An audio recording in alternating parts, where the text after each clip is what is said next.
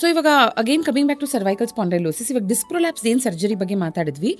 Cervical ಸ್ಪಾಂಡೈಲೋಸಿಸ್ಗೆ ನೀವು surgery ಮಾಡಿದಾಗಲೂ ಇಲ್ಲಿಗೂ does the same principle apply? ಅಂದರೆ ಡಿಸ್ಕ್ ಪ್ರೊಲ್ಯಾಪ್ಸ್ ಆಗಿ ಆಚೆ ಬಂದಿರುತ್ತೆ, ಅದೊಂದು ನರದ ಮೇಲೆ ಪ್ರೆಷರ್ ಕೊಡ್ತಾ ಇರುತ್ತೆ. ಇದೇ ಥರ ಸರ್ಜರಿನ ನೆಕ್ಕಲ್ ಮಾಡೋದಾ ಸರ್ವೈಕಲ್ ಸ್ಪಾಂಡೈಲೋಸಿಸ್? ಸರ್ವೈಕಲ್ ಸ್ಪಾಂಡೈಲೋಸಿಸ್ ಅಲ್ಲಿ ಬೇರೆ ಬೇರೆ ಥರ ಪ್ರೆಸೆಂಟೇಷನ್ ಇದೆ. ಡಿಸ್ಕ್ ಹೊರಗೆ ಬರ್ಬೋದು. ಡಿಸ್ಕ್ ಹೊರಗೆ ಬಂತು ಅಂತಂದರೆ ಯಾವ ಭಾಗ ಹೊರಗೆ ಬಂದಿದೆ ಅಥವಾ ಡಿಸ್ಕನ್ನು ತೆಗೆದು ಅದಕ್ಕೆ ಏನು ಬೇಕೋ ಆ ಟ್ರೀಟ್ಮೆಂಟ್ ಮಾಡ್ತೀವಿ. ಇತ್ತೀಚೆಗೆ ಏನು ಅಂತಂದರೆ ನಮಗೆ ಸರ್ವೈಕಲಲ್ಲಿ ಎಸ್ಪೆಷಲಿ ಕತ್ತಲ್ಲಿ ಆರ್ಟಿಫಿಷಿಯಲ್ ಡಿಸ್ಕ್ ಅಂತ ಹೇಳಿದೆ. ಹೇಗೆ ನೀ ರಿಪ್ಲೇಸ್ಮೆಂಟ್ ಮಾಡ್ತೀವಿ, ಹೇಗೆ ಹಿಪ್ ರಿಪ್ಲೇಸ್ಮೆಂಟ್ ಮಾಡ್ತಾರೆ, ಅದೇ ರೀತಿ ಆರ್ಟಿಫಿಷಿಯಲ್ ಸರ್ವೈಕಲ್ ಡಿಸ್ಕ್ ಅಂತ ಕೂಡ ಬಂದಿದೆ. ಅಂದರೆ ಎಲ್ರಿಗೂ ಅಂತಲ್ಲ, ಸೆಲೆಕ್ಟೆಡ್ ಆ ಪೇಷಂಟ್ಗಳಲ್ಲಿ ಅರ್ಲಿ ಸ್ಪಾಂಡೈಲೋಸಿಸ್ ಇದ್ದು ದೊಡ್ಡ ಡಿಸ್ಕ್ ಹೊರಗೆ ಬಂದಿದೆ, ಸರ್ಜರಿ ಅವಶ್ಯಕತೆ ಇದೆ ಅಂದಾಗ ಅವ್ರಿಗೆ ಹೊರಗೆ ಬಂದಿರೋ ಡಿಸ್ಕನ್ನು ತೆಗೆದು ಆ ಜಾಗದಲ್ಲಿ ಆರ್ಟಿಫಿಷಿಯಲ್ ಡಿಸ್ಕನ್ನು ಹಾಕ್ಬೋದು. ಅದರಿಂದ ಕತ್ತಿನ ಮೂವ್ಮೆಂಟ್ ಕಂಪ್ಲೀಟ್ ಆಗಿರುತ್ತೆ. ಸೊ ಕತ್ತಿನ ಮೂವ್ಮೆಂಟ್ಗೆ ಯಾವುದೇ ರೀತಿಯ ತೊಂದರೆ ಆಗಲ್ಲ and weight bearing is good. So complete ಆಗಿ they can go back to their original fitness levels. So ಅದು ಕೂಡ ಇದೆ. ಕೆಲವೊಂದ್ಸಲ ಆರ್ಟಿಫಿಷಿಯಲ್ ಡಿಸ್ಕ್ ಇಡೋದಕ್ಕಾಗದೆ ಬರೀ ಡಿಸ್ಕನ್ನು ಮಾತ್ರ ತೆಗೆದು ಆ ಜಾಗಕ್ಕೆ ಒಳಗಡೆ ಏನಾದ್ರು ಸಪೋರ್ಟ್ಗೆ ಅಂತ ಹೇಳಿ ಇರೋದಿರುತ್ತೆ. ಕೆಲವೊಂದ್ಸಲ ಸ್ಪೈನಲ್ ಕಾರ್ಡ್ ಮೇಲೆ ಪ್ರೆಷರ್ ಇರೋದ್ರಿಂದ ಅದ್ರ ಮೇಲಿರೋ ಒತ್ತಡಕ್ಕೆ ಒಂದು ಸ್ವಲ್ಪ ಮೂಳೆನ ತೆಗೆದು ಆ ಜಾಗಗಳಿಗೆ ಸ್ಕ್ರೂ ಹಾಕಬೇಕಾದ ಅವಶ್ಯಕತೆ ಬರುತ್ತೆ. ಸಾಕಷ್ಟು ಬೇರೆ ಬೇರೆ ಥರ ಇದೆ, ಎಲ್ರಿಗೂ ಒಂದೇ ಥರ ಅಲ್ಲ. ಡಾಕ್ಟರ್ ಅವ್ರಿಗೆ ಅದನ್ನು ಮಾಡಿದ್ರಿ ನಮಗೂ ಅದನ್ನೇ ಮಾಡಿ ಅಂತ ಹೇಳಕ್ ಬರೋದಿಲ್ಲ. ಅವ್ರಿಗಿರೋ ತೊಂದರೆ ಬೇರೆ, ನಿಮ್ಗಿರೋ ತೊಂದರೆ ಬೇರೆ. ಈಗ ಒಬ್ರಿಗೆ ಶುಗರ್ ಇರುತ್ತೆ, ಒಬ್ರು ಕೊಡೋ ಶುಗರ್ ಮಾತ್ರ ಇನ್ನೊಬ್ರು ಕೊಡಲ್ಲ, ಅದನ್ನೇ ನನಗೂ ಕೊಡಿ ಅಂತ ಅದನ್ನ ಯಾರು ಕೇಳಲ್ಲ. ಅದೇ ರೀತಿ ಅವ್ರಿಗೆ ಮಾಡಿದ ಸರ್ಜರಿನೇ ನಿಮಗೂ ಮಾಡಕ್ ಬರಲ್ಲ. ನಿಮಗೆ ಯಾವ್ದು ಸರಿ ಅನ್ಸುತ್ತೋ ಅದನ್ನ ಮಾಡಬೇಕು. ಬೇರೆ ಬೇರೆ ಥರ ಸರ್ಜರಿ ಇದೆ. ಈಗಿಲ್ಲ ಮಿನಿಮಲಿ ಇನ್ವೆಸಿವ್ ಸರ್ಜರಿ ಇದೆ, ಎಂಡೋಸ್ಕೋಪಿಕ್ ಸರ್ಜರಿ ಇದೆ, ಮೈಕ್ರೋಸ್ಕೋಪಿಕ್ ಸರ್ಜರಿ ಇದೆ. ಸೊ ಸಾಕಷ್ಟು ಅಡ್ವಾನ್ಸ್ಮೆಂಟ್ ಇದೆ ಅದರಲ್ಲಿ. ಸೊ ಇದು ಸರ್ವೈಕಲ್ ಮೈಲೋಪತಿ ಸ್ಟೇಜ್ನ ರೀಚ್ ಆದಾಗ ಮಾತ್ರನೇ ಸರ್ಜರಿ ಸಜೆಸ್ಟ್ ಮಾಡ್ತೀರಾ ಅಥವಾ ಹಂಗಂತಲ್ಲ, ಮೈಲೋಪತಿ ಇದ್ದಾಗ ಸರ್ಜರಿ ಬ್ಯಾಕ್ ಆಗಿ ಬರಬಹುದು. ಕೆಲವೊಂದ್ಸಲ ನರದ ಮೇಲೆ ಪ್ರೆಷರ್ ಆಗಿರುತ್ತೆ, ಅದರಿಂದ ರ್ಯಾಡಿಕ್ಯುಲೋಪತಿ ಅಂತ ಹೇಳ್ತೀವಿ. ನರದ ಮೇಲೆ ಪ್ರೆಷರ್ ಬಿದ್ದು ನರದಿಂದ ಒಂದು ಕರೆಂಟ್ ಶಾಕ್ ತರ ಹೊಡಿತಾ ಇದೆ, ಕೈಯಲ್ಲಿ ಚಳಕ್ ಹೊಡಿತಾ ಇದೆ, ಕೈಯಲ್ಲಿ ಬಲ ಕಮ್ಮಿ ಆಗ್ತಾ ಇದೆ, ಕೈ ಬೆರಳುಗಳು ಜೋಮ್ ಹಿಡಿತಾ ಇದೆ ಅಂತ ಆಗ್ಬೋದು. ಸೊ ಆವಾಗ ಕೂಡ ಸರ್ಜರಿ ಬೇಕಾಗಿ ಬರ್ಬೋದು. ಸಾಕಷ್ಟು ಸಲ ನರದ ಮೇಲೂ ಒತ್ತಡ ಬಿದ್ದು, ಸ್ಪೈನಲ್ ಕಾರ್ಡ್ ಮೇಲೂ ಒತ್ತಡ ಬಿದ್ದು ನಡೆಯಕ್ಕೆ ತೊಂದರೆ ಇದೆ, ಬ್ಯಾಲೆನ್ಸ್ ಸಿಗ್ತಾ ಇಲ್ಲ, ಕಾಲು ತುಂಬ ಟೈಟ್ ಆಗಿದೆ, ಮೆಟ್ಲು ಹತ್ತಿ ಇಳಿಯೋದೆಲ್ಲ ಕಷ್ಟ ಆಗ್ತಾ ಇದೆ ಅನ್ನೋದಿರುತ್ತೆ. ಸೊ ಆವಾಗ ಕೂಡ ಸರ್ಜರಿ ಬೇಕಾಗಿ ಬರ್ಬೋದು. ಸೊ ಸಾಕಷ್ಟು ಬೇರೆ ಬೇರೆ ಕಂಡೀಷನಲ್ಲಿ ಸರ್ಜರಿ ಬೇಕಾಗಿ ಬರುತ್ತೆ ಅದರಲ್ಲಿ. ಬಟ್ ಸರ್ಜರಿಯ ಅವಶ್ಯಕತೆ ಬರೋದು ಎಲ್ಲ ಪೇಷಂಟ್ಸಲ್ಲೂ ಅಲ್ಲ. ಒಂದಷ್ಟು ನಿರ್ದಿಷ್ಟವಾಗಿರ್ತಕ್ಕಂಥ ಕಂಡೀಷನಲ್ಲಿ ಸ್ವಲ್ಪ ತೊಂದರೆ ಜಾಸ್ತಿ ಇದೆ ಅಂತ ಅನ್ನಿಸ್ದಾಗ ಸರ್ಜರಿಯಿಂದ ಸಹಾಯ ಆಗತ್ತೆ. ಸೊ ಸರ್ಜರಿಯಿಂದ ನಿಮಗೆ ಬೆನಿಫಿಟ್ ಆಗುತ್ತೆ ಅನ್ಬೇಕಾದ್ರೆ ಕೂತ್ಕೊಂಡು ನೀವು ಫಿಸಿಯೋಥೆರಪಿ ಮಾಡೋದು ಇನ್ನೊಂದು ಮಾಡೋದು ಮಾಡ್ತಾ ಕೂತ್ಕೊಂಡ್ರೆ ಉಪಯೋಗ ಇಲ್ಲ. ಫಿಸಿಯೋಥೆರಪಿ ಇನ್ನೊಂದು ಮಾಡೋ ಟೈಮಲ್ಲಿ ನನಗೆ ಸರ್ಜರಿ ಮಾಡಿಸಿ ಅಂತ ಹೇಳಿದ್ರು ಉಪಯೋಗ ಇಲ್ಲ. ಯಾವಾಗ ಯಾವುದನ್ನ ಯಾರ ಕೈಯಲ್ಲಿ ಮಾಡಿಸ್ಬೇಕು ಅಂತ ಕರೆಕ್ಟಾಗಿ ಮಾಡಿಸ್ತು ಅಂತಂದ್ರೆ ನಿಮ್ಗೆ ಅದ್ರ ಪರಿಣಾಮ ಸಿಗುತ್ತೆ. ಆಲ್ಸೋ ನೀವು ಹೇಳ್ತಾ ಇದ್ರಿ ಯಾವ ಕಾರಣಕ್ಕದ್ ಬಂತು ಅಂಡ್ ಇದಾದ ನಂತರ ಅವ್ರ ಲೈಫ್ ಸ್ಟೈಲ್ ಹೇಗಿರುತ್ತೆ ಅನ್ನೋದು ತುಂಬಾ ಮುಖ್ಯ ಆಗುತ್ತೆ ಫಾರ್ ಯು ಟು ಸಜೆಸ್ಟ್ ಇದನ್ನ ಮಾಡಿಸಿ ಅಂತ. ಯಾವ ಕಾರಣಕ್ಕೆ ಬಂತು ಅಂತ ನೋಡಿದಾಗ ಡಾಕ್ಟರ್, ನಮಗೆ ಗೊತ್ತಿರೋ ಪ್ರಕಾರ ಲೈಫ್ ಸ್ಟೈಲ್ಗಂತೂ ತುಂಬ ಕಾಮನ್ ಆಗಿ ಬರ್ತಾ ಇದೆ ಅನ್ನೋದು. ನಾವು ನಿಲ್ಲೋ ಅಂಥ ಭಂಗಿ, ಕೂರೋ ಅಂಥ ಭಂಗಿ, ಮತ್ತು ನಮ್ಮ ನೆಕ್ ಇಟ್ಸ್ ನಾಟ್ ಡಿಸೈನ್ಡ್, ಅಥವಾ ನಮ್ಮ ಇಡೀ ದೇಹನೇ it is not design for 8 hours of scrolling. ಅದನ್ನು ನಾವು ಮಾಡ್ತಿರೋದಕ್ಕಿರಬಹುದು. ಇದನ್ನು ಹೊರತುಪಡಿಸಿ ನಾವು ದಿಂಬನ್ನ ಹೇಗೆ ಇಟ್ಕೋತೀವಿ ತಲೆ ಕೆಳಗೆ ಅನ್ನೋದಿರಬಹುದು, ಮಲ್ಗೋ ಪೊಸಿಷನ್ ಇರ್ಬೋದು, ಈ ಥರ ಇನ್ನೂ ಬೇರೆ ಯಾವ್ಯಾವುದು ಮೈಟ್ ರಿಸಲ್ಟ್ ಇನ್ ಸರ್ವೈಕಲ್ ಸ್ಪಾಂಡೈಲೋಸಿಸ್. ದೊಡ್ಡ ಮಿತ್ತು ಎಲ್ಲ ಆಡಲ್ ಹೇಳ್ತಾರೆ, ಇದು ಸ್ಪೈನ್ ಸ್ಪೆಸಿಫಿಕ್ ಮ್ಯಾಟ್ರಸ್ಸು, ಇದು ಮೆಮೊರಿ ಫೋಮ್ ಪಿಲ್ಲೋ, ಇದನ್ನ ಯೂಸ್ ಮಾಡೋದ್ರಿಂದ ಸ್ಪೈನ್ ತೊಂದರೆ ಬರಲ್ಲ, ಇದನ್ನ ಯೂಸ್ ಮಾಡೋದ್ರಿಂದ ಸ್ಪಾಂಡೈಲೋಸಿಸ್ ಹೋಗುತ್ತೆ. Absolute nonsense. 50 ವರ್ಷದ ಹಿಂದೆ 60 ವರ್ಷದ ಹಿಂದೆ ನೆಮ್ಮದಿಯಾಗಿ ಒಂದು ಚೆನ್ನಾಗಿ ಫರ್ಮ್ ಆಗಿರೋ ಪಿಲ್ಲೋ, ಒಂದು ಸಣ್ಣ ಪಿಲ್ಲೋ ಯೂಸ್ ಮಾಡಿ ಮಲಗ್ತಿದ್ರು. ಯಾವ ಮೆಮೊರಿ ಫೋಮು ಇದ್ದಿರಲಿಲ್ಲ. ಆವಾಗ ಕತ್ತಿನ ತೊಂದರೆ ಇತ್ತಾ? ಇಷ್ಟಂತೂ ಇರಲಿಲ್ಲ, ಕಮ್ಮಿ ಇತ್ತು. ನಾನೇನು ಯೂಶಲ್ ಆಗಿ ಹೇಳೋದು ಅಂದರೆ, ನಿಮಗೆ ಯಾವ ಪಿಲ್ಲೋ ಅಥವಾ ಯಾವ ಫರ್ಮ್ನೆಸ್ಸಿನ ಪಿಲ್ಲೋ ಅಥವಾ ಯಾವ ಫರ್ಮ್ನೆಸ್ಸಿನ ಮ್ಯಾಟ್ರೆಸ್ ನಿಮ್ಗೆ ಅಭ್ಯಾಸ ಇದೆ, ಸಾಕಷ್ಟು ವರ್ಷದಿಂದ ಮಲಗಿರ್ತೀರಾ, ಅದೇ ಫರ್ಮ್ನೆಸ್ಸಿಗೆ ಮ್ಯಾಚ್ ಆಗೋ ಹಾಗೆ ಮ್ಯಾಟ್ರೆಸ್ಸನ್ನು ಚೇಂಜ್ ಮಾಡಿ. ತಕ್ಷಣಕ್ಕೆ ನೀವು ಫರ್ಮ್ ಅಥವಾ ಹಾರ್ಡನ್ನು ಯೂಸ್ ಮಾಡ್ತಾ ಇರ್ತಾನೆ ಅಂತ ಇಟ್ಕೊಳ್ಳಿ, ತಕ್ಷಣಕ್ಕೆ ಎಕ್ಸ್ಟ್ರೀಮ್ ಸಾಫ್ಟ್ ಮ್ಯಾಟ್ರೆಸ್ಸನ್ನು ಯೂಸ್ ಮಾಡೋದ್ರಿಂದ ತುಂಬ ತೊಂದರೆ ಆಗುತ್ತೆ. ಬಾಡಿ ಅಡ್ಜಸ್ಟ್ ಆಗಲ್ಲ, ತುಂಬ ನೋವು ಕೊಡುತ್ತೆ. ತುಂಬ ಸಾಫ್ಟ್ ಮ್ಯಾಟ್ರೆಸ್ ಒಳ್ಳೇದಲ್ಲ. ನೀವು ಮಲಗಬೇಕಾದ್ರೆ ಒಂದು ಹಂತಕ್ಕೆ ಮ್ಯಾಟ್ರೆಸ್ಸು ನಿಮ್ಮ ಬೆನ್ನಿಗೆ ಸಪೋರ್ಟ್ ಕೊಡಬೇಕು ಕೆಳಗಡೆಯಿಂದ. ತುಂಬ ಸಾಫ್ಟು, ತುಂಬ ಸ್ಪ್ರಿಂಗ್ ಜಾಸ್ತಿ ಇದೆ, ನೀವು ಕೂರ್ತಿದ್ದಂಗೆ ಕುಸಿಯುತ್ತೆ ಮ್ಯಾಟ್ರೆಸ್ಸು ಅನ್ನಂಗಿತ್ತು ಅಂತಂದರೆ ಬೌನ್ಸ್ ಮಾಡೋಕೆ ಮಕ್ಳಿಗೆ ಚೆನ್ನಾಗಿರುತ್ತೆ ನಿಂತು. ಬಟ್ ನೀವು ಮಲಗಬೇಕಾದ್ರೆ ಏನಾಗುತ್ತೆ, ಬೆನ್ನು ಕುಸಿಯುತ್ತೆ. ಕತ್ತಿನ ಭಾಗ ಮೇಲಿರುತ್ತೆ, ಕೆಳಗಡೆ ಲೋಯರ್ ಬ್ಯಾಕು ತೊಡೆ ಭಾಗ ಮೇಲಿರುತ್ತೆ, ಮಧ್ಯದ ಭಾಗ ಒಂದು ಯು ಶೇಪಲ್ಲಿ ಕೆಳಗಡೆ ಕುಸಿಯುತ್ತೆ.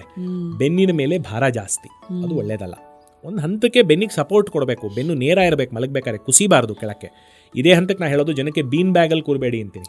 ನೀವು ಬೀನ್ ಬ್ಯಾಗಲ್ಲಿ ಕೂತ್ರೆ ಬೆನ್ನು ವಿಚಿತ್ರವಾಗಿ ಮಡಚುತ್ತೆ, ಕರೆಕ್ಟ್. ಅದು ತುಂಬ ಪ್ರೆಷರು ಬೆನ್ಮೇಲೆ, ಸ್ವಾಭಾವಿಕವಾದ ಪಾಸ್ಚರ್ ಅಲ್ವೇ ಅಲ್ಲ ಅದು. ಸೊ ಅದನ್ನು ಯೂಸ್ ಮಾಡಬಾರ್ದು. ಎರಡನೇದು ತುಂಬ ತಪ್ಪು ಕಲ್ಪನೆ ಏನು ಅಂತಂದರೆ, ತಲೆದಿಂಬು ಯೂಸ್ ಮಾಡ್ತೀವಲ್ಲ ಪಿಲ್ಲೋ, ತಲೆಗೆ ಮಾತ್ರ ಅನ್ಕೊಂಡಿದ್ದಾರೆ. ಈಗಂತೂ ಏನು 2-3 ಪಿಲ್ಲೋ ಯೂಸ್ ಮಾಡ್ತಾರೆ. ನಾ 3 ಪಿಲ್ಲೋ ಯೂಸ್ ಮಾಡ್ತೀನಿ, ಅದು ಮಾಡಿದ್ರೆ ನಂಗೆ ಮೊಬೈಲ್ ನೋಡೋಕೆ ಸುಲಭ ಅಂತ. ಸೊ ಈಗ ಅದಕ್ಕೊಂದು ಹೊಸ ಮಾರ್ಕೆಟು, ಅದು spine specific pillow, wedge pillow, okay wedge pillow, ಈ ಥರ ಕೂತು ನೋಡ್ಬೋದು. ಆ ಥರ ಮಾಡೋ ಎರ್ಗೊನಾಮಿಕಲಿ ನಾಟ್ ಕರೆಕ್ಟ್. ನೀವು ತುಂಬಾ ಹೊತ್ತು ಕೂತ್ರೆ ನಿಮಗೆ ಬೆನ್ನಿಗೆ ಶ್ರಮ ಅರ್ಥ ಆಗುತ್ತೆ. ಆಕ್ಚುಲಿ ಹೌದು, ಯು ಫೀಲ್ ಒಂಥರ ಬೆನ್ನಿಗೆ ಸುಸ್ತಾಗ್ತಾ ಇದೆ, ಬೆನ್ನಿಗೆ ತೊಂದರೆ ಆಗ್ತಾ ಇದೆ ಅಂತ. ಆ ಪೋಸ್ಚರ್ ಆಕ್ಚುಲಿ ತುಂಬಾ ಹೊತ್ತು ಕೂರಕ್ಕಾಗಲ್ಲ. ಅಂದ್ರೆ ಅಕೇಶನಲಿ ಮಂಚದ ಮೇಲೆ ಕೂತು ಯಾವಾಗಾದ್ರೂ ವರ್ಕ್ ಮಾಡುವಾಗ ಯೂಸ್ ಮಾಡೋದಕ್ಕಂತ ಅಕೇಶನಲಿ ಮಾಡ್ಬೋದು. ಬಟ್ ಅದೇಂತ ತುಂಬಾ ಹೊತ್ತು ಕೂತು ನಿಮ್ಗೆ ಸರಿ ಹೋಗ್ತಿಲ್ಲ ಅಂದ್ರೆ ಸ್ವಾಭಾವಿಕ ಅಲ್ಲ, ದೇಹಕ್ಕೆ ಹೋಗ್ತಾ ಇಲ್ಲ ಅಂತ. ತಲೆದಿಂಬಿನ ಒಂದು ಉಪಯೋಗ ಏನಾಗಬೇಕು ಅಂದ್ರೆ, ಅರ್ಧ ತೋಳಿಂದ ಕತ್ತು, ಅರ್ಧ ತಲೆ, ಇಷ್ಟನ್ನು ಸಪೋರ್ಟ್ ಮಾಡಬೇಕು. ಬರೀ ತಲೆ ಹಿಂದ್ಗಡೆ ಮಾತ್ರ ಇಟ್ಕೊಂಡು ಈ ಥರ ಇರೋದಕ್ಕಲ್ಲ ತಲೆದಿಂಬಿರೋದು. ತಲೆದಿಂಬಿನ ಶುರು ಆಗೋದು ನಿಮ್ಮ ತೋಳು ಕೆಳಗಡೆಯಿಂದ, ಶೋಲ್ಡರ್ ಬ್ಲೇಡ್ಸ್ ಏನಿದೆ ಅಲ್ಲಿಂದ ಸಪೋರ್ಟ್ ಮಾಡಿ, ಕತ್ತು ಮತ್ತು ತಲೆದು ಅರ್ಧ ಭಾಗ. ತುಂಬ ವೈಡ್ ಪಿಲ್ಲೋ ಇತ್ತು ಅಂದರೆ ತಲೆ ದಾಟ್ ಹೋಗ್ಬೋದು. ಬಟ್ ಸ್ಟ್ಯಾಂಡರ್ಡ್ ಸೈಜ್ ಪಿಲ್ಲೋಸ್ ಅಂತಂದರೆ ಅರ್ಧ ತಲೆ ಒಂದು ಸ್ವಲ್ಪ ಅಲ್ಲಿವರೆಗೆ support. That is the best way to use it.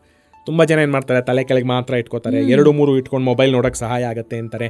ಕೆಲವೊಬ್ಬರು ನಂಗೆ 2 ತಲೆದಿಂಬಿಲ್ದಿದ್ರೆ ನಿದ್ದೆನೇ ಬರಲ್ಲ ಅಂತಾರೆ. ಸೊ ಇದೆಲ್ಲ ಕತ್ತಿನ ಮೇಲೆ ಸ್ಟ್ರೈನ್. ಇಮ್ಯಾಜಿನ್, ನೀವು ಕತ್ತಿನ ಹಿಂಗೆ ತಿರುಚ್ಕೊಂಡು 6 ಗಂಟೆ ಕಾಲ ಕೂತಿರ್ಬೇಕು, ಮಲಗಿರಬೇಕು. Such a strain on the neck. ಹೋಗ್ತಾ ಹೋಗ್ತಾ ಹೋಗ್ತಾ ಅದೇ ಕಾಸ್ ಮಾಡುತ್ತೆ ಸರ್ವೈಕಲ್ ಸ್ಪಾಂಡಲೋಸಿಸು. ಸೊ ಹಾಗಾಗಿ ತಲೆದಿಂಬನ್ನು ಕತ್ತಿಗೆ ಸಪೋರ್ಟ್ ಮಾಡೋ ಹಾಗೆ ಇಟ್ಟು ಮಲಗಬೇಕು. ಮ್ಯಾಟ್ರೆಸ್ಸು ಒಂದು ಸ್ವಲ್ಪ ಫರ್ಮ್ ಆಗಿರಬೇಕು. ತುಂಬ ಸಾಫ್ಟ್ ಮ್ಯಾಟ್ರೆಸ್ಸು, ಮೆಮೊರಿ ಫೋಮ್ ಮ್ಯಾಟ್ರೆಸ್ಸು ಇದೆಲ್ಲ it's not useful. Firm mattress that is very good. ಕೆಲವರು ದಿಂಬು ಇಟ್ಕೊಳ್ಳಲ್ಲ, ಅದು ಅಭ್ಯಾಸ ಅವರಿಗೆ. ಬಟ್ ಏನು ಗೊತ್ತಾ, ಒಂದು ಸಣ್ಣ ದಿಂಬು ಇಟ್ಕೊಳ್ಳೋದು ಒಳ್ಳೇದು ತಲೆ ಕೆಳಗೆ. ಯಾಕೆ ಗೊತ್ತಾ, ತುಂಬ ಜನ ನೀವು ಮಲಗಬೇಕಾದ್ರೆ ನೀವು ನೇರ ಮಲಗಿ ನೋಡಿ, ದಿಂಬಿಲ್ದೆ ನಿಮ್ಮ ಕತ್ತು ದೇಹಕ್ಕಿಂತ ಕೆಳಗಡೆ ಬೀಳುತ್ತೆ. ನಿಮ್ಮ ತಲೆ ನಿಮ್ಮ ತೋಳುಗಳಿಗಿಂತ ಕೆಳಗೆ ಬೀಳುತ್ತೆ. ಎಷ್ಟು ಹೊತ್ತು ನೀವು ದಿಂಬಿಲ್ದೆ ನೇರ ಮಲಗ್ಬೋದು ಅಂತ ನೀವು ಯೋಚನೆ ಮಾಡಿ ನೋಡಿ. ಮತ್ತೆ ಅದೇ ಕತ್ತಿನ ಸುಸ್ತು ಶುರು ಆಗುತ್ತೆ. ತುಂಬ ದಪ್ಪ ದಿಂಬು ಬೇಡ, ತುಂಬ ಸಣ್ಣ ದಿಂಬು ಬೇಡ, ಒಂದು ಮೀಡಿಯಂ ಸೈಜ್ ದಿಂಬು, ಕತ್ತು ಮತ್ತೆ ಅರ್ಧ ಶೋಲ್ಡರ್ದ ತಲೆ ಸಪೋರ್ಟ್ ಮಾಡಂಗಿದ್ರೆ it's a very comfortable position. Okay. And ಚಾಪೆ ಮೇಲೆ ಮಲಗೋರಿಗೆ ಇಸ್ ಇಟ್ ಓಕೆ? ಚಾಪೆ ಮೇಲೆ ಮಲಗೋ ಅಭ್ಯಾಸ ಇತ್ತು ಅಂದ್ರೆ ಚಾಪೆ ಮೇಲೆ ಮಲಗಬಹುದು, ಅದೇನು ತಪ್ಪಲ್ಲ. ಚಾಪೆ ಮೇಲೆ ಮಲಗೋದೇನು ತಪ್ಪಲ್ಲ. ಅಲ್ಲ, ತಪ್ಪಲ್ಲ.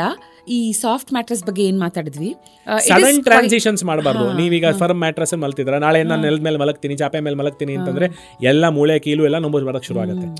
ಏನೇ ಟ್ರಾನ್ಸಿಷನ್ ಮಾಡಿದ್ರು ಇಟ್ ಶುಡ್ ಬಿ ಗ್ರಾಜುವಲ್. ನಿಮಗೆ ನೆಲದ ಮೇಲೆ ಮಲಗ ಅಭ್ಯಾಸ ಆಯಿತು, ಚಾಪೆ ಮೇಲೆ ಮಲಗ ಅಭ್ಯಾಸ ಆಯಿತು ಅಂತಂದ್ರೆ ಅದನ್ನೇ ಕಂಟಿನ್ಯೂ ಮಾಡಿ, ಅದನ್ನ ಚೇಂಜ್ ಮಾಡ್ಕೊಳಕ್ ಹೋಗ್ಬೇಡಿ.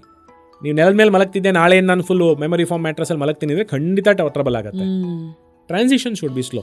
ಚಾಪೆಯಿಂದ ಒಂದು ಹಾರ್ಡ್ ಸರ್ಫೇಸಿಗೆ ಬಂದು, ಹಾರ್ಡ್ ಸರ್ಫೇಸಿಂದ ಫರ್ಮಿಗೆ ಬಂದು, ಫರ್ಮಿಂದ ಸಾಫ್ಟಿಗೆ ಹೋಗಬೇಕು. ಉಲ್ಟಾ ಇಸ್ ಆಲ್ಸೋ ಕರೆಕ್ಟ್. ಆಕ್ಚುಲಿ ಮುಂಚೆ ಎಲ್ಲ ಏನು ಹೊಲ್ಸ್ಕೊತಾ ಇದ್ವಿ ಹತ್ತಿ ಹಾಸಿಗೆ, ಪರ್ಫೆಕ್ಟ್ ಆಗಿರ್ತಾ ಇತ್ತಲ್ವಾ ಸರ್? ತುಂಬಾ ಸಾಫ್ಟು ಅಲ್ಲ, ತುಂಬಾ ಹಾರ್ಡ್ ಅಲ್ಲ. Firm, very good, very firm. ಎಲ್ಲ ಚೇಂಜ್ ಆಯ್ತು. ಹತ್ತಿ ಹಾಸಿಗೆ ಯಾರ ಮೇಲೂ ಸಿಗೋದೇ ಇಲ್ಲ ನಿಮಗೆ. ನಿಜ ಸರ್, ಹೌದು. Also sir, I came across year shoulder hip line rule ಅಂತ.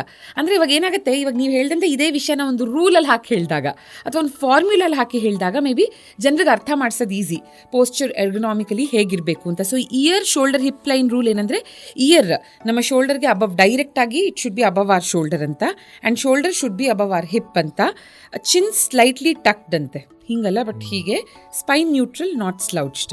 ಈ ರೂಲ್ ಬಗ್ಗೆ ಏನು ಹೇಳಿ? ಈ ಎಲ್ಲ ರೂಲ್ ಎಲ್ಲ ಮಾಡಿದ್ರಿ, ಈ ರೂಲ್ ನೀವು ಫಾಲೋ ಮಾಡ್ತಾ ಇರಲ್ಲ ಅಂತ ಯಾರು ನೋಡೋದು? ಯಾರು ನೋಡಲ್ಲ. ಮತ್ತೆ ರೂಲ್ ನಮ್ಮ ಅಂಡರ್ಸ್ಟ್ಯಾಂಡಿಂಗ್ಗೆ. ಬಟ್ ಈ ರೂಲ್ ಪೋಸ್ಚರ್ಗೆ ಕರೆಕ್ಟಾ ಅಂತ? ಹಂಗಂತಲ್ಲ. ಪೋಸ್ಚರಿನ ಅರ್ಥ ಏನು? ಒಂದು ತುಂಬಾ ಹೊತ್ತು ಒಂದೇ ಜಾಗದಲ್ಲಿ ಕೂರಬಾರ್ದು. First and the basic principle of posture. ತುಂಬಾ ಹೊತ್ತು ಒಂದೇ ಪೊಸಿಷನ್ ಅಲ್ಲಿ, ಒಂದೇ ಜಾಗದಲ್ಲಿ ನಿಲ್ಲೋದಾಗ್ಲಿ ಕೂರೋದಾಗ್ಲಿ ಅವಾಯ್ಡ್ ಮಾಡಿ. Sitting is the new smoking. ಅರ್ಥ ಆಯ್ತಾ? ಸೊ 1 hour ಕೂರ್ತೀರಾ ಅಂದ್ರೆ 10 minute ಬ್ರೇಕ್ ತಗೊಳ್ಳಿ, ಅಥವಾ 1 hour ಒಂದೇ ಕಡೆ ನಿಂತಿದ್ದೀರಾ ಅಂದ್ರೆ 10 minute ಬ್ರೇಕ್ ತಗೊಳ್ಳಿ. ಸ್ವಲ್ಪ ಕಾಲು ಕೈ ಸ್ಟ್ರೆಚ್ ಮಾಡಿ, ಸ್ವಲ್ಪ ಬೆನ್ನನ್ನು ಸ್ಟ್ರೆಚ್ ಮಾಡಿ. Change your dynamics. ಯಾಕೆಂತಂದ್ರೆ ಒಂದೇ ಜಾಗದಲ್ಲಿ ಒಂದೇ ತರ ಕೂತಿದ್ದೀರಾ ಅಂದ್ರೆ your weight transmission lines are the same. ಒಂದೇ ಕಡೆ ಕೂತಿದ್ದೀರಾ ಅಂದ್ರೆ ಅದೇ ಮೂಳೆ ಮೇಲೆ ಭಾರ ಬಿದ್ದು ಬಿದ್ದು ಬಿದ್ದು ಬಿದ್ದು ಬಿದ್ದು ಸಬಿಯಕ್ಕೆ ಶುರು ಆಗುತ್ತೆ. ಸ್ವಲ್ಪ ನಡೀರಿ, ಸ್ವಲ್ಪ ವಾಶ್ರೂಮ್ ತಂಗ ಹೋಗಿ, ಯಾರೊಬ್ರು ಕೊಲ್ಲಿಗೆ ಹತ್ರ ಮಾತಾಡಿ ಬನ್ನಿ, ಸ್ವಲ್ಪ ದೂರ ಎಲ್ಲಾದ್ರೂ ನೋಡಿ, ಚೂರು ನೀರು ಕುಡ್ಕೊಂಬನ್ನಿ. Just a little bit of stretch, come back, resume sitting or standing. That is the first and fundamental thing. Rule ಎಲ್ಲ ಆಯಿತು, ನಮ್ಮ ದೇಶದಲ್ಲಿ ಯಾವ ರೂಲ್ ಯಾರು ಫಾಲೋ ಮಾಡ್ತಾರೆ ಅಂತ ಮೊದಲು ಹೇಳಿ, ಆಮೇಲೆ ಇದೆಲ್ಲ ನೋಡೋಣ ಅಂತ. ಟ್ರಾಫಿಕ್ ರೂಲೇ ಯಾರು ಫಾಲೋ ಮಾಡಲ್ಲ. ನೀವು ಇಯರ್ ನೆಕ್ ರೂಲ್ ಎಲ್ಲ ಹೇಳ್ತಾ ಕೂತ್ಕೊಂಡ್ರೆ ಯಾರು ನೋಡ್ತಾರೆ? ಪ್ರತಿಯೊಬ್ಬರು ಒಂದು ಕನ್ನಡಿ ಇಟ್ಕೊಂಡು ಕೂತ್ಕೋಬೇಕು ಪಕ್ಕದಲ್ಲಿ, ನಾನು ಇದು ನೋಡ್ತಾ ಇದ್ದೀನ ಅಂತ. So that doesn't work out. See, rules are meant to make life simple. ಇಷ್ಟು ಕಾಂಪ್ಲಿಕೇಟ್ ಮಾಡ್ತಂದ್ರೆ ಯಾರು ಫಾಲೋ ಮಾಡೋಕ್ಕೆ ಹೋಗಲ್ಲ. Comfortable position, don't sit for too long, don't stand for too long. Maintain good support to the back when you sit. ಕೂರ್ಬೇಕಾದ್ರೆ ಬೆನ್ನಿಗೆ ಚೆನ್ನಾಗಿ ಒಂದು firm ಆಗಿರೋ ಒಂದು ಸಪೋರ್ಟ್ ಇಟ್ಕೊಳ್ಳಿ. ಆದಷ್ಟು ಬೆನ್ನು ನೆಟ್ಟಿಗಿರಕ್ಕೆ ಪ್ರಯತ್ನ ಮಾಡಿ, ಸ್ಲೌಚ್ ಮಾಡಬೇಡಿ, ಬೆನ್ನು ಗೂನ್ಬೇಡಿ, ನೇರ ಇಟ್ಕೊಳ್ಳಿ. ಆದಷ್ಟು ತುಂಬ ಹೊತ್ತು ಕೂತ್ರೆ ಕತ್ತಿಗೆ ಸಪೋರ್ಟ್ ಇಟ್ಕೊಳ್ಳೋಕೆ ಪ್ರಯತ್ನ ಮಾಡಿ. ಹೈ ಎಂಡ್ ಚೇರ್ಸ್ ಬರುತ್ತೆ, ತಲೆಗೆ ರೆಸ್ಟ್ ಇರೋವಂಥದ್ದು ಬರುತ್ತೆ.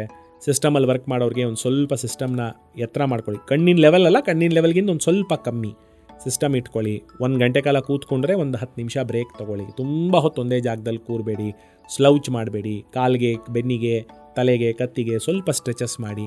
ಅದು ಮುಖ್ಯ. That is what we have to follow. Okay. I think ಒಂದು 5 ವರ್ಷ ಮುಂಚೆವರೆಗೂ IT ಪ್ರೊಫೆಷನಲ್ಸ್ ಹೆಚ್ಚು ಬರ್ತಿದ್ರಾ ಅಂತ with this issue.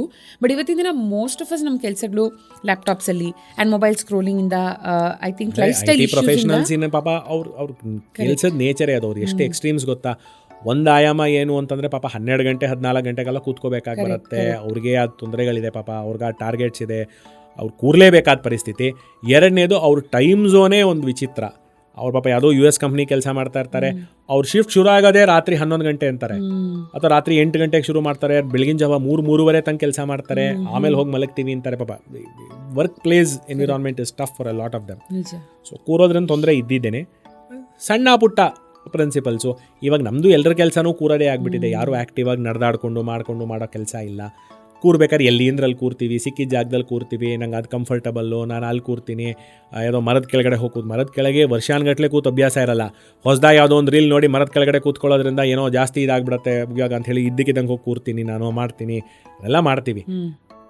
Base line ಎರ್ಗೋನಾಮಿಕ್ಸ್ maintain ಮಾಡಬೇಕು, ಬೆನ್ನಿಗೆ ಸಪೋರ್ಟ್ ಕೊಡಬೇಕು, ತುಂಬ ಹೊತ್ತು ಇರಬಾರ್ದು ಅನ್ನೋದು ಬೇಸ್ ಲೈನ್ಸ್. ಅದ್ರ ಮೇಲೆ ಆ ಸಣ್ಣ ಪುಟ್ಟ ಮಾಡಿಫಿಕೇಶನ್ಸ್ ಮಾಡ್ಬೋದು, ತೊಂದರೆ ಇಲ್ಲ. ಡಾಕ್ಟರ್ ಡಯಾಗ್ನೋಸ್ ಮಾಡಿದ ನಂತರ ಕೂಡ if it's left untreated, life style correction ಮಾಡ್ಕೊಳ್ದೇ ಇದ್ರೆ ವರ್ಸ್ಟ್ ಪಾಸಿಬಲ್ ಆಗಿ ಏನಾಗಬಹುದು? ವರ್ಸ್ಟ್ ಪಾಸಿಬಲ್ ಅಂದ್ರೆ ಸ್ಪೈನಲ್ ಕಾರ್ಡ್ ಮೇಲೆ ಪ್ರೆಷರ್ ಬೀಳುತ್ತೆ, ಕೈ ಕಾಲು ವೀಕ್ನೆಸ್ ಬರುತ್ತೆ, ನೋವು ತುಂಬಾ ತಿನ್ಬೇಕಾಗಿ ಬರುತ್ತೆ, ನರಗಳ ಮೇಲೆ ಒತ್ತಡ ಇರುತ್ತೆ, ತುಂಬಾ ಜಾಸ್ತಿ ನೋವು, ಕೈ ಕಾಲು ನಮ್ನೆಸ್ ಆಗ್ಬೋದು, ನಡೆಯಕ್ಕಾಗಲ್ಲ, ಕೆಲಸ ಮಾಡೋಕ್ಕಾಗಲ್ಲ, ಕೈ ಕಾಲು ಬಲ ಎಲ್ಲ ಕಮ್ಮಿ ಆಗುತ್ತೆ. ಸೊ ಆಲ್ಮೋಸ್ಟ್ ಬೆಡ್ ಬೌಂಡ್ ತನಕ ಹೋಗ್ಬೋದು. ಮೋಸ್ಟ್ ಸಿವಿಯರ್ ಕೇಸಸ್ ಅಂದ್ರೆ ನೀವೇನು ಸ್ಪೈನಲ್ ಕಾರ್ಡೇ ಕೆಲಸ ಮಾಡ್ತಿಲ್ಲ ಅಂದ್ರೆ ಕೈ ಕಾಲು ಆಡಲ್ಲ, ಕೈ ಕಾಲಲ್ಲಿ ಸೆನ್ಸೇಷನ್ ಇಲ್ಲ, ಬಲ ಇಲ್ಲ, ಏನೂ ಇಲ್ಲ. So that's the worst case. ಇದು ಡಿಜೆನರೇಟಿವ್ ಅಥವಾ can it be reverse? Spondylosis is degenerative. ಹೋಗ್ತಾ ಹೋಗ್ತಾ ಹೋಗ್ತಾ ಹೋಗ್ತಾ ಜಾಸ್ತಿ ಆಗ್ತಾ ಹೋಗಿ ಏನು ಕನೆಕ್ಷನೇ ಮಾಡ್ಕೊಳ್ಳಿಲ್ಲ, ಏನು ನಾವು ಅದಕ್ಕೆ ಪ್ರಯತ್ನ ಮಾಡಲೇ ಇಲ್ಲ, ಇದ್ದ ಹಾಗೆ ಇರ್ತೀವಿ, ನಾವು ಮಾಡ್ದ ಹಾಗೆ ಇರ್ತೀವಿ, ನಾವು ಹಿಂಗೆ ಇರೋದು ಅನ್ನಂಗಿತ್ತು ಅಂದರೆ ತೊಂದರೆ ಅನುಭವಿಸ್ಲೇಬೇಕಾಗಿ ಬರುತ್ತೆ. ಬಟ್ ಬಿಲ್ಕುಲ್ ಇದನ್ನ ಮಾಡಲೇಬೇಡಿ ಅನ್ನೋಂಥ ಯಾವುದಾದ್ರೂ ಒಂದಷ್ಟು ಆಕ್ಟಿವಿಟೀಸ್ ಇದೆಯಾ that people should avoid? Cervical spondylosis ಇರೋರು ಅಭ್ಯಾಸ ಇಲ್ಲದೆ ಭಾರ ಎತ್ತಬೇಡಿ. ವೆರಿ ಸಿಂಪಲ್ ರೂಲ್, ಆಯಿತಾ? ನಾನಿದು ಯಾರನ್ನೂ ಪರ್ಟಿಕ್ಯುಲರ್ ಆಗಿ ಟಾರ್ಗೆಟ್ ಮಾಡಿ ಹೇಳ್ತಿಲ್ಲ, ಬಟ್ ಕಾಮನ್ ಆಗಿ ನಾನು ನೋಡೋದೇನು ಅಂತಂದರೆ ಇತ್ತೀಚಿನ ದಿನಗಳಲ್ಲಿ fitness is equal to lifting weights ಅನ್ನೋ ಒಂದು ಮಿತ್ ಇದೆ. Building muscle lifting. ನಾನು ಜಿಮ್ಗೆ ಹೋದೆ ಸರ್, ಡೆಡ್ ಲಿಫ್ಟ್ ಮಾಡ್ತಾ ಇದ್ದೀನಿ, ಫುಲ್ ಫಿಟ್ ಆಗಿದ್ದೀನಿ ಅಂತಂತಾರೆ. ನೋಡಿ, ವೆಯ್ಟ್ ಲಿಫ್ಟ್ ಮಾಡೋದು ತಪ್ಪಲ್ಲ, ವೆಯ್ಟ್ ಲಿಫ್ಟ್ ಮಾಡೋದು it's a very good strength training. But ಅದನ್ನು ಟ್ರಾನ್ಸಿಷನ್ ಮಾಡ್ಕೊಂಡು ಹೋಗಬೇಕು. ನೀವು ಶುರು ಮಾಡೋದು ಕಮ್ಮಿ ವೆಯ್ಟಿಂದ ಶುರು ಮಾಡಿ, ಬಾಡಿಗೆ ಅದಕ್ಕೆ ಯೂಸ್ ಆಗೋಕ್ಕೆ ಟೈಮ್ ಕೊಟ್ಟು ಗ್ರೇಡೇಟ್ ಮಾಡ್ಕೊಂಡು ಹೋಗಬೇಕು. 2 kg ಶುರು ಮಾಡಿ 5 kg ಹೋಗಿ 5ರಿಂದ 10, 10ರಿಂದ 15, 20 ಮೆಟ್ಲಾಗಿ ಹತ್ತಬೇಕು. ಒಂದೇ ಸಮ ಹೋಗಿ ನಾನು 75 kg 100 kg ನಾನು ಡೆಡ್ ಲಿಫ್ಟ್ ಮಾಡ್ತೀನಿ ಅಂತಂದರೆ ನಿಮ್ಗೆ ಅಭ್ಯಾಸ ಇಲ್ಲದೆ ಹೋದರೆ ಆಯಿತು. ನೀವು ಅಭ್ಯಾಸ ಇದೆ, ನೀವು ವರ್ಷಾನ್ಗಟ್ಟಲೆ ಜಿಮ್ಮಲ್ಲಿ ಟ್ರೈನ್ ಮಾಡಿದ್ದೀರಾ, ಮಸಲ್ ಚೆನ್ನಾಗಿ ಬೆಳೆಸಿದ್ದೀರಾ, ನಿಮಗೆ ಡೆಡ್ ಲಿಫ್ಟ್ ಮಾಡಿ ಅಭ್ಯಾಸ ಇದೆ ನಂಗಿತ್ತು ಅಂತಂದರೆ ಎಸ್, ನೀವು 100 kg 150 kgನೂ ಎತ್ತಬೋದು. ಅಭ್ಯಾಸನೇ ಇಲ್ಲ ನಿಮಗೆ ವೆಯ್ಟ್ ಎತ್ತಿ, ವರ್ಷ ಇಡೀ ನೀವು ಕೂತು ಕೆಲಸ ಮಾಡೋರು, ಹೊಸದಾಗಿ ನ್ಯೂ ಇಯರ್ ರೆಸೊಲ್ಯೂಷನ್ ಮಾಡ್ಕೊಂಬಿಟ್ರಿ ನಾನು ಫಿಟ್ ಆಗಬೇಕು ಅಂತ, ಜನವರಿ 1ಕ್ಕೆ ಜಿಮ್ ಸೇರಿದ್ರಿ, ಜನವರಿ 3ನೇ ತಾರೀಕು 4ನೇ ತಾರೀಕು 50 kg ನಾನು ಎತ್ತೀನಿ ಅಂತ ಹೋಯ್ತು ಅಂತಂದರೆ ದಟ್ ಈಸ್ ಡಿಸಾಸ್ಟರ್. ಅದನ್ನು ಮಾಡಬಾರ್ದು.